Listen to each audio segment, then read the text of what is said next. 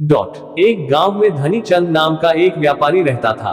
उसकी गिनती शहर के अमीर व्यापारियों में होती थी, लेकिन अब वह केवल नाम का सेठ रह न गया था। उसका बिजनेस बंद होने की कगार पर आ गया था। बिजनेस में हुए घाटे की वजह से उस पर लोगों का बहुत ज्यादा कर्जा पड़ गया था। उसके दिन अब गरीबों की तरह कट रहे थे और उसकी हालत का कारण उसका स्वभाव था। वह बहुत ही शांत स्वभाव वाला व्यक्ति था।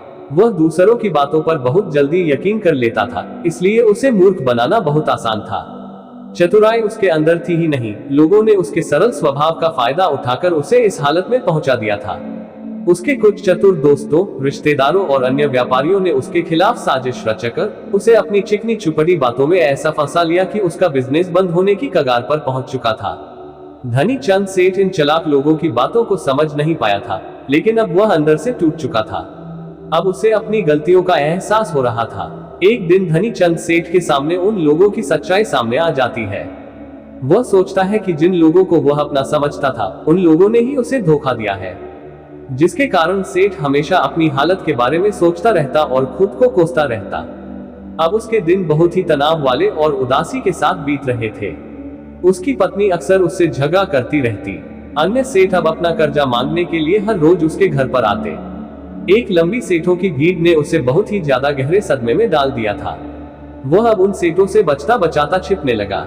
अपनी इस हालत से परेशान होकर उसने आत्महत्या करने का फैसला किया और वह आत्महत्या करने के लिए दूर एक पहाड़ी की ओर चल पड़ा। रास्ते में उसे एक महात्मा की कुटिया दिखाई दे। कुटिया में बहुत शांति और सुकून था। सेठ धनीचंद ने देखा कि उस महात्मा के सामने कुछ लोग बैठे हुए हैं और वे उनसे अपनी समस्याओं का समाधान पूछ रहे हैं। ये देखकर सेठ को बहुत ही ज्यादा जिज्ञासा हुई। कुटिया से बाहर आ रहे एक व्यक्ति को उसने रोका और महत्व के बारे में वह पूछने लगा। उस व्यक्ति ने सेठ धनीचंद की ओर देखा और कहा कि वह महात्मा आसपास के सभी गांवों, कस्बों और शहरों में बहुत ही ज्यादा प्रसिद्ध है। वह बहुत ही अधिक बुद्धिमान है। वह लोगों की बड़ी बड़ी समस्याओं को चंद मिनटों में सुलझा देते हैं। वह लोगों के मन की बात जानने और उनके झूठ को पकड़ने में माहिर है, क्योंकि उन्होंने मानव स्वभाव के बारे में गहराई से अध्ययन किया है और इसे समझने में उन्होंने महारत हासिल की है। वह किसी को भी अपनी बात पर सहमत करने के लिए चुटकियों में सहमत कर लेते हैं, इसलिए उन्हें चतुर बाबा के नाम से भी जाना जाता है। वह व्यक्ति सेठ धनीचंद की ओर देखकर कहता है, अगर आपको भी कोई समस्या है तो आप उनसे समाधान पूछ सकते हैं। ये कहकर वह व्यक्ति वहां से चला जाता है। इसके बाद वह सेठ चुपचाप लोगों की भीड़ में बैठ गया और अपनी बारी आने का इंतजार करने लगा। भीड़ को खत्म होने में शाम हो गई। अब सेठ की बारी थी। उसने महात्मा को प्रणाम किया और दुखी मन से अपनी सारी घटना के बारे में बता दिया। वह महात्मा सेठ की बातों को बहुत ध्यानपूर्वक सुन रहे थे और फिर शांत स्वर में उत्तर दिया, इंसान को इतना शरीफ नहीं होना चाहिए कि वह हर किसी की बातों पर विश्वास कर ले और जो लोग कहे वही करना शुरू कर दे। हर व्यक्ति के अंदर इतनी समझ और चतुराई का होना बहुत जरूरी है, इसलिए नहीं कि वह दूसरों का फायदा उठा सके या उन्हें बेवकूफ बना सके, ताकि वह खुद को दूसरे चतुर लोगों की चालों से बचा सके, खुद को नुकसान से बचा सके और दूसरे जरूरतमंद लोगों की मदद कर सके। इतनी बातें कहने के बाद महात्मा अब कहते हैं कि अब मैं आपको समझाऊंगा कि आप लोगों से जो चाहते हैं वह कैसे प्राप्त कर सकते हैं। तुम्हें कुछ ऐसे तरीके सिखाऊंगा जिनका उपयोग तुम लोगों और परिस्थितियों को नियंत्रित करने के लिए कर सकते हो। इसके अलावा तुम्हें ये भी पता चल जाएगा कि धोखेबाज लोगों को कैसे पहचाने और उनसे खुद को कैसे बचाएं। एक साधारण व्यक्ति कैसे समझदार व्यक्ति बन सकता है। ध्यान रहे, जो मैं यहाँ तुम्हें सिखाने वाला हूँ उसका इस्तेमाल किसी गलत काम के लिए नहीं करना, लेकिन अपनी और दूसरों की सुरक्षा के लिए बस मेरी बातों को ध्यान से सुनो। हम जिस दुनिया में रहते हैं वहां आपको कुछ लोग चतुर मिलेंगे जो अपनी आजीविका चलाने के लिए भोले भाले लोगों का इस्तेमाल करते हैं। अब आप इन लोगों को कैसे पहचानते हैं जो अधिक बातें समझते हैं? आपको उन लोगों पर ध्यान देना चाहिए, क्योंकि ये लोग विश्वास की कमी को पूरा करने के लिए बहुत सारे शब्दों का उपयोग करते हैं।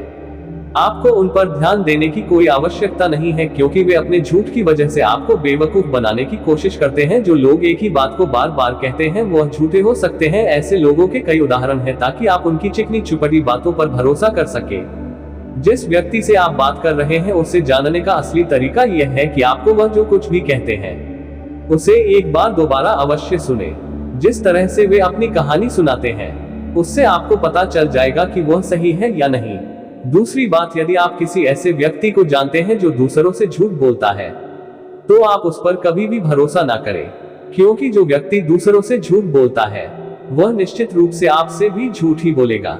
साथ ही आपको ऐसे लोगों से सावधान रहना चाहिए जो दावा करते हैं कि उनके पास पहले बहुत पैसा था जो अब डूब न गया है, जिससे पता चलता है कि जिससे आप बात कर रहे हैं वह झूठ बोल रहा है। हाँ, ऐसा हो सकता है कि एक बार उसके पास पैसा था लेकिन अब वह है दिवालिया हो चुका है। बुद्धिमानी इसी में है कि ऐसे व्यक्ति को कभी भी पैसों से समझौता नहीं करना चाहिए। जो व्यक्ति खुद के पैसे को संभालने में कमजोर हो सकता है उस व्यक्ति से सलाह लेना बुद्धिमानी नहीं है। आपको ऐसे अयोग्य लोगों से भी सावधान रहने की आवश्यकता है, क्योंकि अगर कोई व्यक्ति महत्वपूर्ण चीजों की देखभाल करने में सक्षम नहीं है तो ऐसे लोग अपने बिजनेस या काम को संभाल नहीं सकते हैं। एक समझदार व्यक्ति अपनी जरूरी समस्याओं पर अधिक ध्यान देता है, बेकार की चीजों पर नहीं। एक और वह व्यक्ति जो हमेशा अपनी बात दोहराता है और बार बार कसम खाता है वह व्यक्ति झूठा होता है, इसलिए ऐसे व्यक्तियों पर भी कभी भरोसा नहीं करना चाहिए।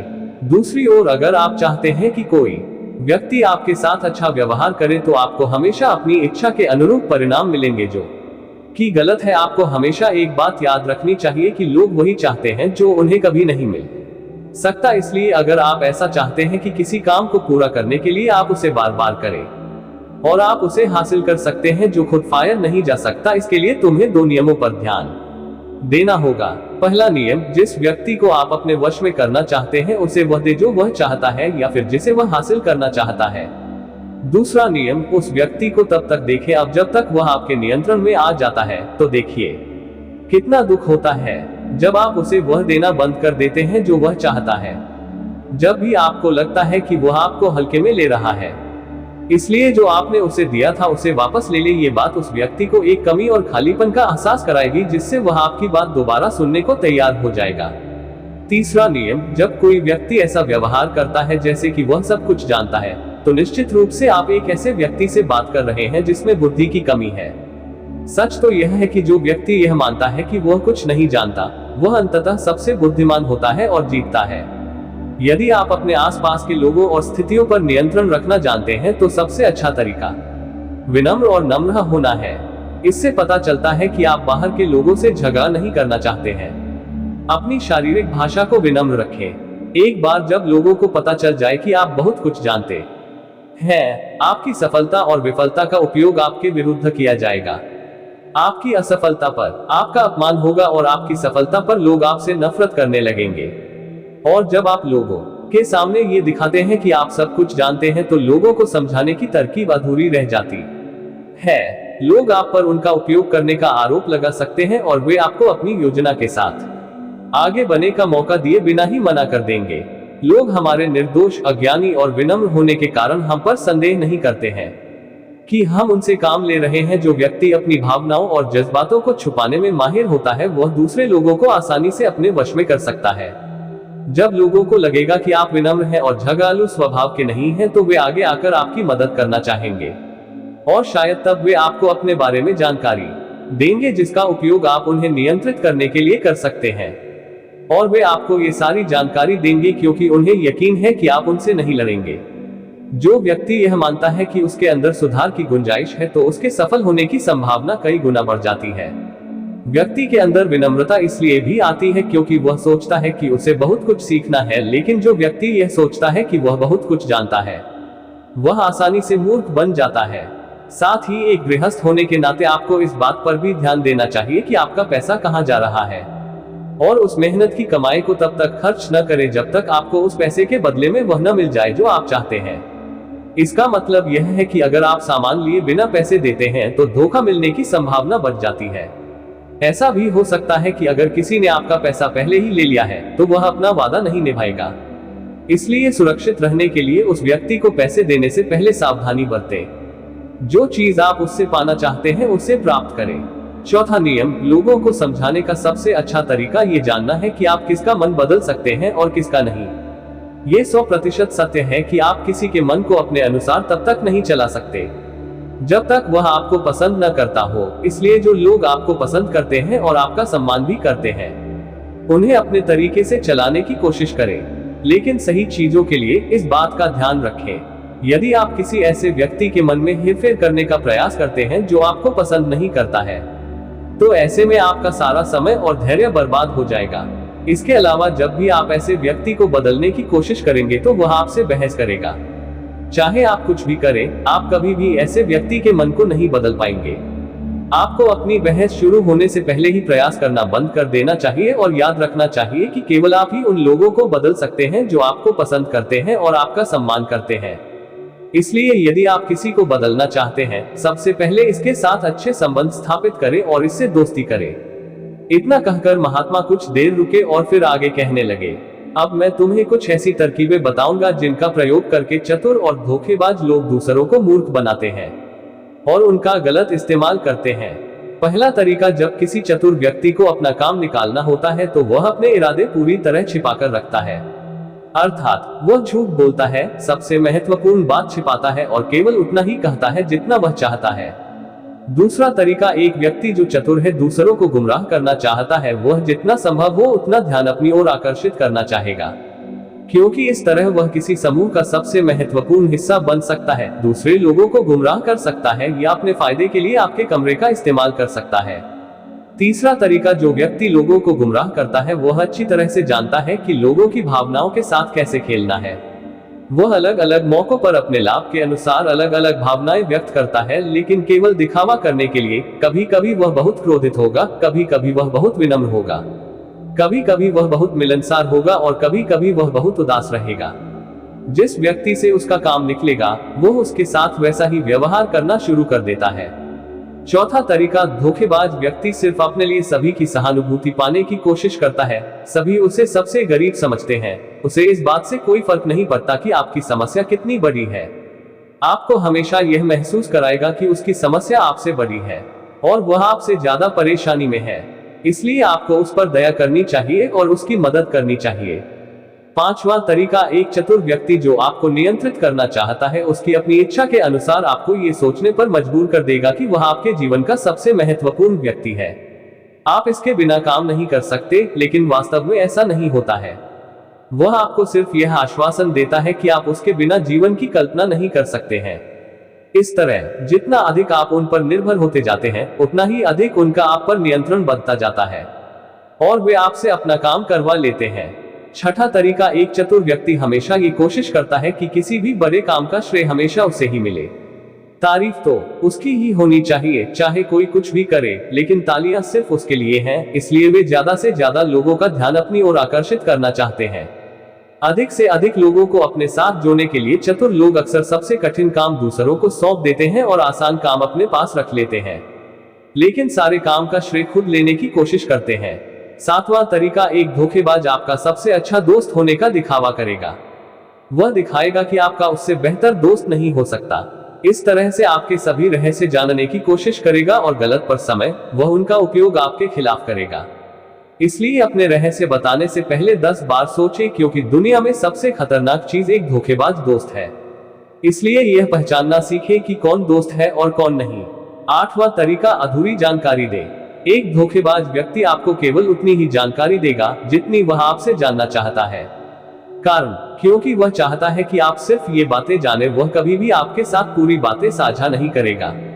वह सबसे महत्वपूर्ण चीजें छिपाएगा ताकि समय आने पर वह उनका उपयोग कर सके और सारा श्रेय ले ले या अपना काम पूरा करवा सके। नौवां तरीका, एक चतुर व्यक्ति कभी भी अपनी बात पर कायम नहीं रहेगा। समय आने पर वह अपनी बात से मुकर जाएगा। इसका कारण कुछ भी हो सकता है, या तो वह चाहता है कि आप ऐसा न करें, या वह जानबूझकर ऐसा कर रहा है, यह उसकी इच्छा पर निर्भर करता है। 10वां तरीका, वे ऐसा दिखावा करते हैं जैसे उन्हें कुछ भी पता नहीं है, वे सबसे निर्दोष हैं। हालांकि उन्हें उस समय उस घटना के बारे में सब कुछ पता है, लेकिन फिर भी वे आपके मुंह से सब कुछ सुनना चाहेंगे, क्योंकि कल को अगर उनके मुंह से कुछ ऐसी बात निकल गई जो नहीं कहनी चाहिए थी तो वह आपका नाम ले सकते हैं कि उसने मुझे बताया, या वे निर्दोष बने रहे ताकि वे अपनी जिम्मेदारियों से बच सके। जितना उन्हें मिल सकता था उससे अधिक काम के बोझ से दूर रहें। वे जानबूझकर ऐसा करते हैं ताकि कोई उन पर ध्यान न दे और वे महान चीजों से बच सके। 11वां तरीका, दूसरों पर उंगली उठाना या दोष देना। एक चतुर व्यक्ति हमेशा अपने हाथ खाली रखना चाहेगा, अर्थात उसे कोई कड़ी मेहनत या अधिक जिम्मेदारी नहीं निभानी पड़ेगी। इसलिए वह दूसरों पर उंगली उठाता रहता है कि मुझे ये काम ठीक से नहीं आता। वह इस बात को भली भांति जानते हैं। ये दूसरी स्थिति यह आती है कि कहीं ना कहीं उनकी पोल खुल जाती है या इज्जत सामने आ जाती है, फिर भी वे अपनी गलती का दोष दूसरों पर डाल देते हैं। 12वां तरीका, एक धोखेबाज हमेशा झूठी तारीफ करेगा। वह केवल वही कहेगा जो दूसरा व्यक्ति उससे सुनना चाहता है, और वह ऐसा तब तक करेगा जब तक उसका काम पूरा न हो जाए। इसके बाद वह लोगों के सामने उसी व्यक्ति की आलोचना करेगा और उसकी कमी को दूसरे लोगों के सामने जाहिर करेगा। 13वां और आखिरी तरीका बताते हुए महात्मा कहते हैं, ऐसा व्यक्ति जो अपने फैसलों को नियंत्रित करने की कोशिश करता है, सबसे पहले एक धोखेबाज और चालाक व्यक्ति बनने की कोशिश करेगा।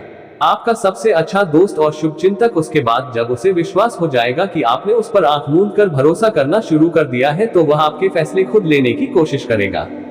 वह आपको यह महसूस कराएगा कि उसने आपके लिए जो फैसले लिए हैं, उससे आपको फायदा होगा।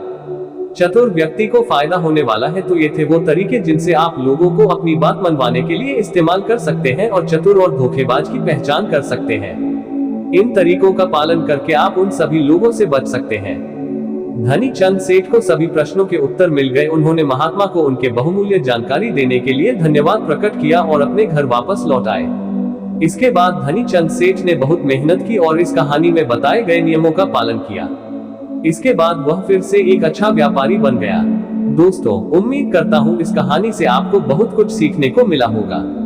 धन्यवाद।